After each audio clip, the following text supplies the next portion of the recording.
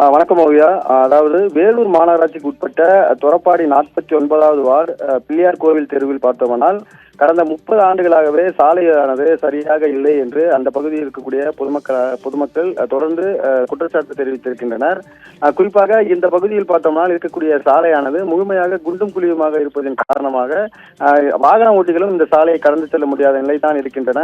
மேலும் மழை பெய்தால் போதும் அந்த சாலையில் முழுமையாகவே தண்ணீர் தேங்கிவிடும் என்று அந்த பகுதியில் இருக்கக்கூடிய தெரிவிக்கின்றனர். இந்த சாலையை கடந்துதான் அந்த பகுதியில் இருக்கக்கூடிய கே நகர், ஜே நகர் மற்றும் சின்ன அல்லாபுரம் இது போன்ற பகுதிகளுக்கு செல்ல வேண்டும். அது மட்டும் இல்லாமல் அந்த பகுதிகளில் 2 பள்ளிகள் இருக்கின்றன. தொடர்ந்து இந்த சாலையை கடந்து சுமார் 5க்கும் மேற்பட்ட பள்ளி மாணவர்கள் இந்த சாலையை கடந்து தான் செல்ல வேண்டும். நேற்று வேலூரில் மழை பெய்ததன் காரணமாக இந்த பகுதியில் சாலையில் பார்த்தோம்னா தண்ணீரானது முழுமையாக தேங்கி இருக்கின்றது.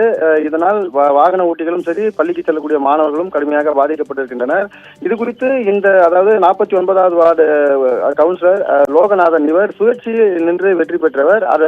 பிறகு அதிமுகவில் இணைந்து கொண்டார். இந்த லோகநாதன் தொடர்ந்து மாநகராட்சியில் நடக்கக்கூடிய அந்த மாநகர கூட்டத்தில் இது குறித்து தொடர்ந்து அவர் வலியுறுத்தியதாகவும், இது தொடர்பாக மேயரிடமும் இது தொடர்பான அதிகாரிகளிடம் தொடர்ந்து நான் வலியுறுத்தியும் தற்போது வரை இந்த சாலையை அவர்கள் சீரமைத்து தரவில்லை.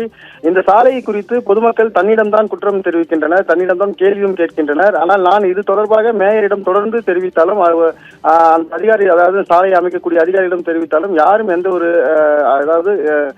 ஒரு தகவலையும் தெரிவிக்கவில்லை. இதனால் என்ன செய்வது என்று தெரியாமல் திகைத்திருந்த நிலையில் நான் இன்று இந்த சாலையில் தேங்கியிருக்கக்கூடிய தண்ணீரில் உருண்டு அங்க பிரதேசனம் செய்வேன் என்று சொல்லி அந்த சாலையில் அந்த கவுன்சிலர் உருண்டபடி அங்க பிரதேசனம் செய்தார்.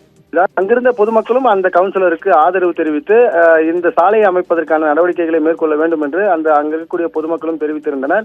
ஒரு வார்டு கவுன்சிலரே இந்த சாலை அமைப்பதற்காக இது போன்ற ஒரு போராட்டத்தில் ஈடுபட்டது அங்க இருக்கக்கூடிய பொதுமக்களிடையே ஒரு பேசு பொருளாக ஏற்பட்டிருக்கின்றன. இருந்த போதிலும் இந்த சாலையை அமைத்து தர வேண்டும் என்ற இந்த கோரிக்கையை மாநகராட்சி நிர்வாகம் ஏற்று அந்த சாலையை சீரமைத்து தர வேண்டும் என்பது அங்கு இருக்கக்கூடிய முக்கிய எதிர்பார்ப்பாக உள்ளது. ஓவியா, ஜெயச்சந்திரனின் அடடா ஆடியோ ஆஃபர் 5 முதல் 70% வரை டிஸ்கவுண்ட்.